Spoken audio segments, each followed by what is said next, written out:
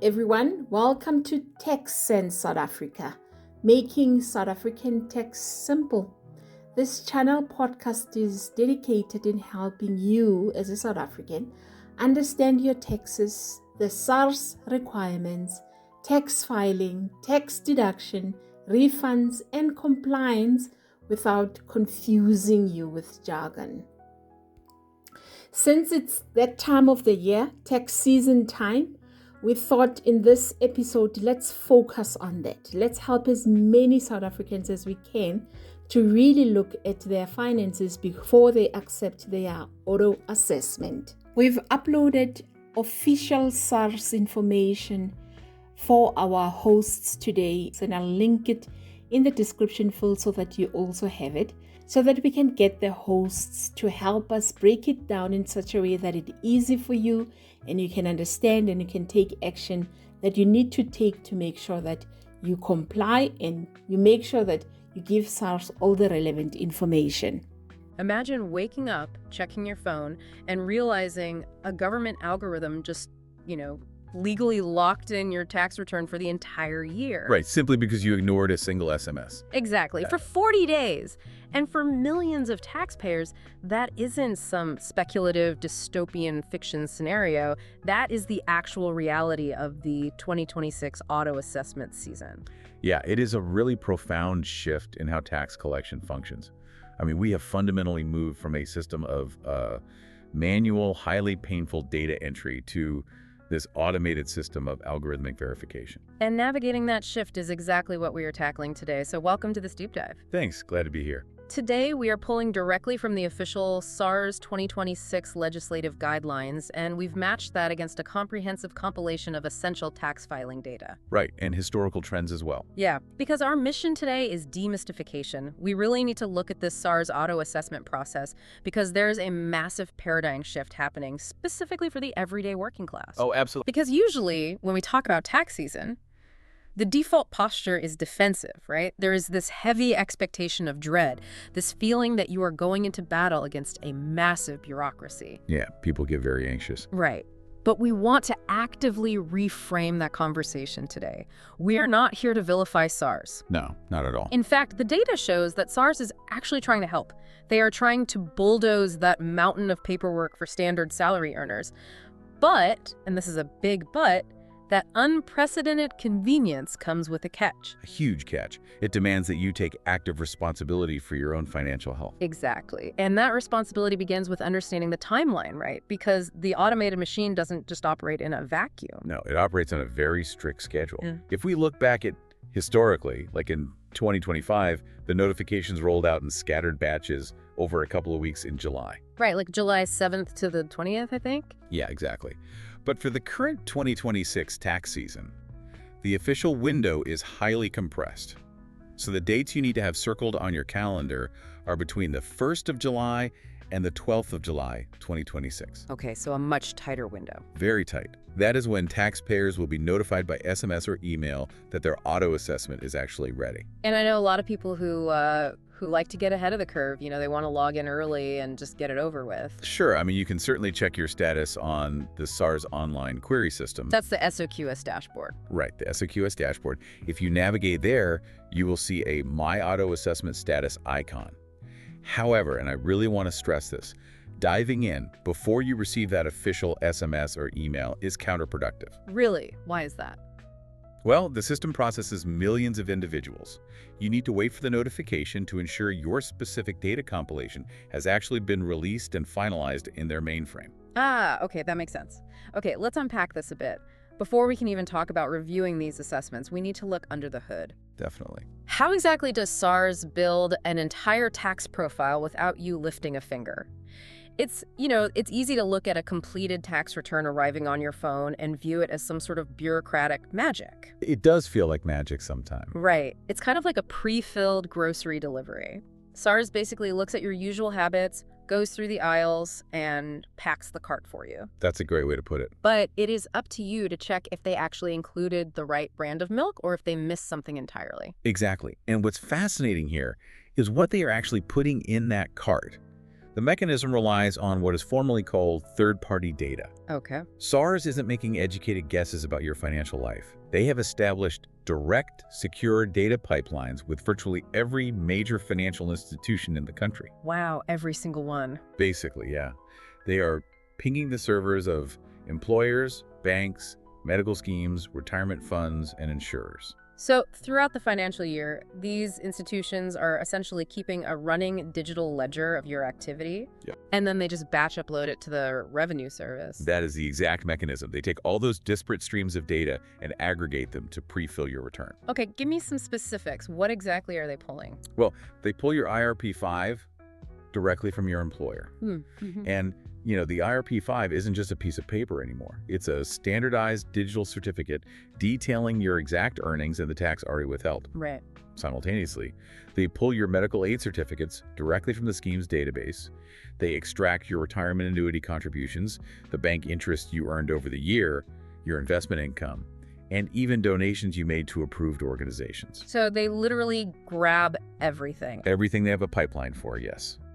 The algorithm compiles all of this into a neat package, calculates the final liability, and instantly advises if you paid too much or too little tax in the previous financial year. And honestly, the intent behind that algorithm is actually a massive victory for the working class. Oh, without a doubt. I mean, if you are a standard salary earner, you no longer have to spend hours trying to decipher tax codes or hire an expensive accountant just to punch in numbers from a single IRP-5. Right, it drastically reduces the administrative friction of simply trying to comply with the law. Yeah, exactly. Democratizes compliance. It really removes the barrier to entry for participating in the tax system correctly. But, and here's where we get into the weeds, the flip side of that incredibly efficient system is behavioral complacency. Yes, the do-nothing default. Right. Because SARS does such a staggeringly good job of pre-filling this data, it creates a false sense of total security.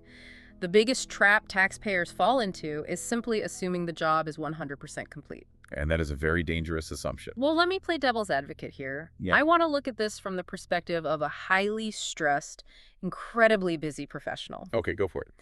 It is incredibly tempting to look at a tax return that is, frankly, 90% accurate and decide that fighting for the last 10% just isn't worth the hours of administrative headache. I hear that a lot, actually. Right. If SARS already has all this sophisticated data from my bank and my employer, shouldn't I just trust it, ignore the notification, and get on with my life? Relying on the assumption that a 90% accurate return is, good enough, is the single most dangerous error a taxpayer can make in this new automated landscape. Really? Why is it so dangerous? Because you cannot afford to be a passive participant. The system is designed with a strict legal trigger. If you ignore the auto assessment, SARS legally finalizes it after 40 working days. Wait, 40 working days. So the moment that SMS hits your phone, a legal countdown actually begins. The timer starts immediately. If you take no action within those 40 working days, the auto assessment is legally deemed to have been accepted by you. Wow. And if we connect this to the bigger picture, this isn't SARS trying to trick us. It's a legal mechanism to close the tax year. A national tax year cannot remain open indefinitely. Right, I guess they can't leave millions of assessments in a state of digital limbo. Exactly. Waiting years for a taxpayer to finally click an accept button just isn't feasible. The legal default for inaction must eventually become finalization. And if you allow that default finalization to happen on a return that is missing key pieces of your financial puzzle, well, the liability falls entirely on you. Entirely on you. You can't blame the algorithm later if it turns out the data was incomplete. Because the algorithm is only as good as the data it successfully scrapes, right? Right, at that specific point in time. Let's look at a very common scenario where the macro data matching actually fails. Okay, what's an example? Closed investment accounts. Let's say you had a small investment portfolio, you earned some interest or realized capital gains on it early in the financial year, and then you close the account entirely. Okay, so the account is gone. Right. When SARS runs their automated data sweep months later, that account is inactive. Depending on how that specific bank formats their batch uploads, that inactive account might return a null value. Oh, I see. Yeah, so the income simply won't reflect on the auto assessment. But legally, a taxable event still occurred. I mean, you still earn that money. And you still owe tax on it. If you let the 40 days expire, you have legally submitted an incomplete and inaccurate return. That is terrifying. Another critical area is provisional tax. If you earn income outside of a standard salary, maybe you have a side business or significant freelance income. Which so many people do now. Exactly. The automated system might fail to recognize that you meet the threshold for provisional tax duties. Assuming the pre-filled data is flawless can result in severe penalties and interest down the line. So what does this all mean? It means taking responsibility. We need a concrete, actionable game plan. Definitely. If the convenience of the system is the trap, then the solution is active verification. We need to establish a framework, a checklist for the working class taxpayer to double-check the automated machine before that 40-day window slams shut. I love the idea of a checklist. So let's build it. Step 1 of the checklist, review your income sources. This is your baseline defense. You must actively verify that every single stream of income you generated during the tax year is fully present on the dashboard. And I'm assuming the primary IRP-5 from your main employer is highly likely to be there, right? Yes, the digital pipeline for corporate payrolls is very robust. It's usually fine. But the modern working class often relies on multiple income streams. Right, the side hustles. Exactly. You have to verify the freelance work, the side gig, the consulting fee, and as we discussed with the closed accounts, you must be hyper-vigilant about checking for missing capital gains. Because if you sold shares or engaged in trading that generated a profit, you cannot rely on the automated sweep to catch every nuanced transaction. Yeah, you absolutely cannot. Okay, so that's income. Moving from what you earn to what it cost you to earn it, step 2 of the checklist is verifying all your deductions. Right. Proving your income to SARS is one thing, but making sure you get the tax relief you are legally entitled to is another entirely. It's kind of like checking your restaurant receipt to make sure your discount was actually applied before you pay the bill, right? That's a perfect analogy. Oh. And the transmission of deduction data is where we frequently see digital glitches. Really?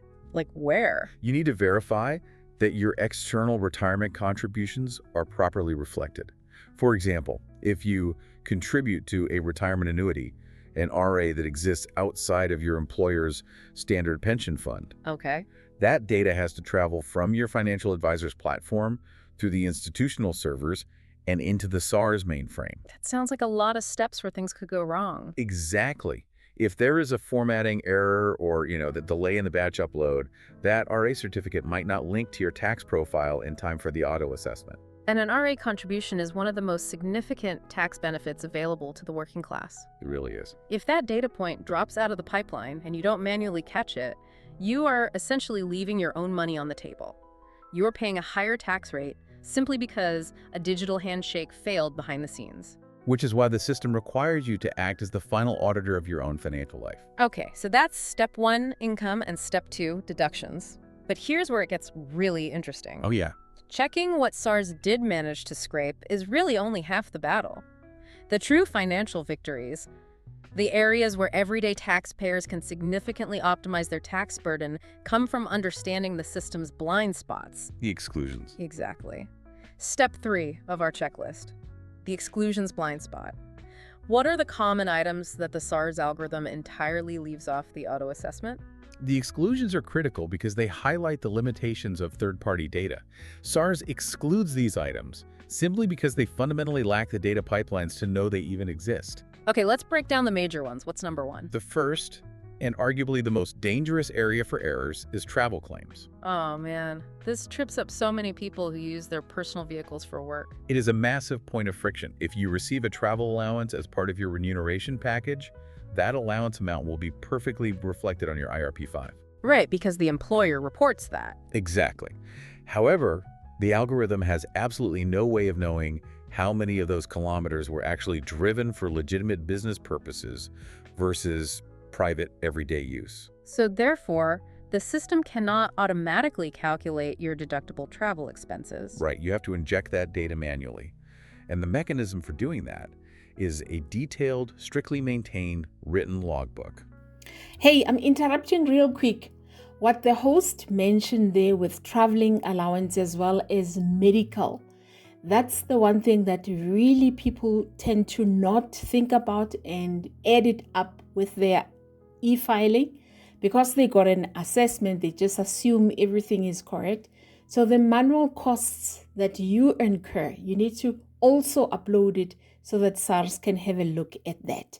So let's jump right back in and listen in. Because an odometer reading simply isn't enough data for the algorithm, right? It can't differentiate between a trip to see a major client and a weekend trip to the grocery store. Precisely. Claiming travel expenses without a comprehensive logbook that details the dates, distances, and specific business reasons for every single trip is a common error, and it will almost certainly trigger a manual audit. And it is an audit you will lose without that documentation. Without a doubt. Okay, so logbooks are non-negotiable.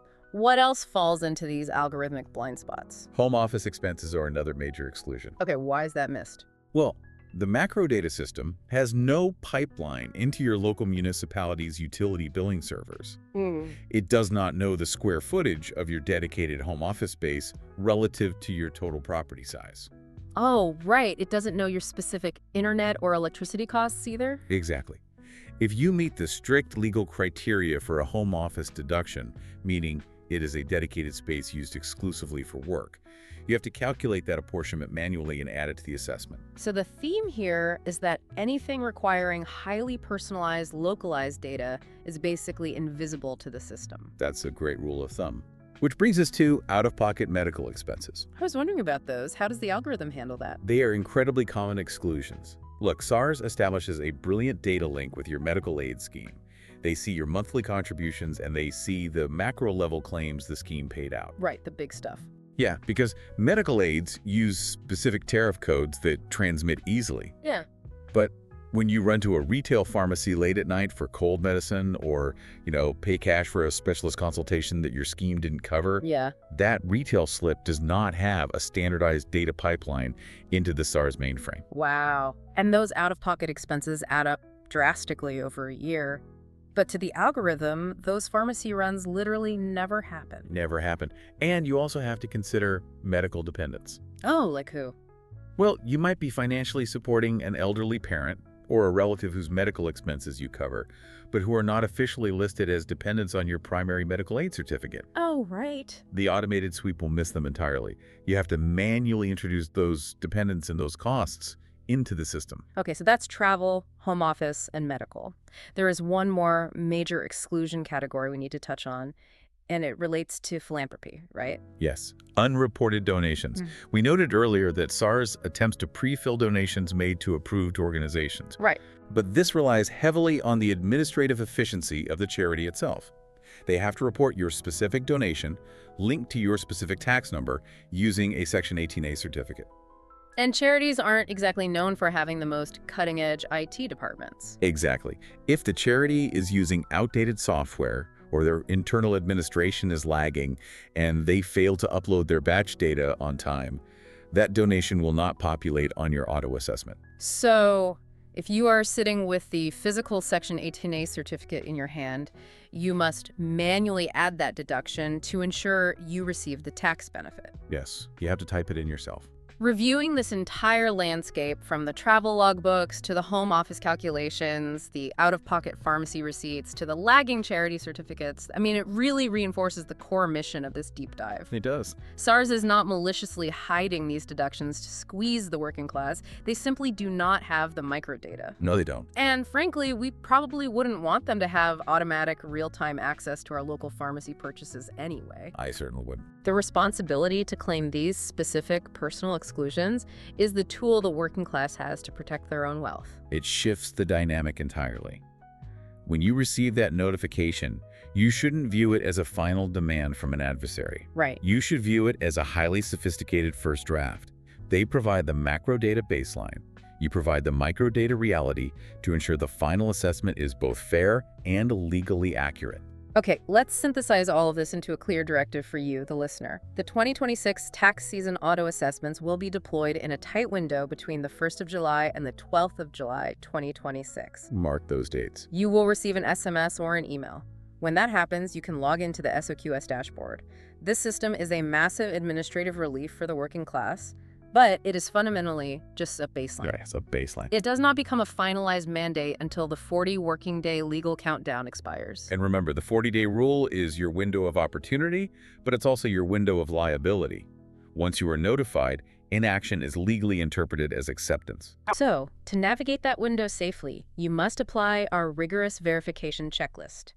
First, review all your income sources, being especially careful to check for closed accounts or freelance gigs that the automated sweep might have missed. Check. Second, verify that all your deductions successfully transmitted through the digital pipeline, particularly high-value items like external retirement annuities. Double check. And finally, manually add the exclusions, the algorithmic blind spots. You have to inject your travel logbook data, your home office calculations, your out-of-pocket medical receipts, and any Section 18A charity certificates that didn't automatically populate. The ultimate takeaway here is a principle of self-advocacy. The third-party data sweeping technology is remarkably advanced, and it will only become more comprehensive. Oh, absolutely. But no algorithm and no revenue service is ever going to prioritize your financial well-being and your hard-earned money as much as you do. Yeah. You must engage with the dashboard critically. You are your own final auditor. But as we wrap up this deep dive today, I want to leave you with a broader thought to consider regarding the trajectory of this technology. Okay. We started by discussing the immense relief of having an algorithmic system bulldoze the mountain of tax paperwork, right? The convenience is undeniably alluring. But as these macro data systems become increasingly sophisticated, weaving tighter and tighter digital webs between our banks, our employers, and our government. What happens when the blind spots disappear? Exactly. Will there come a day when the digital pipelines expand to capture the microdata? A day when a centralized financial system automatically tracks your daily travel routes, monitors your late-night pharmacy purchases, and reads the square footage of your home office in real time, completely eliminating the need for any manual verification at all. It's a very real possibility. And more importantly, as we rush toward the ultimate convenience of a zero-touch tax return, for the sake of our own privacy, would we actually want the government to have that level of microscopic visibility into our daily lives just to save us an hour of administrative work once a year? That is the million-dollar question. It is something to seriously ponder the next time your phone pings with an automated notification. Incredible breakdown from the research system today, right? Grab your resources on the description field and then head over to SARS when we open up and do the right thing so that you don't lose out. Thank you so much for joining us on Tech Sense today. Can't wait to meet you on our next episode.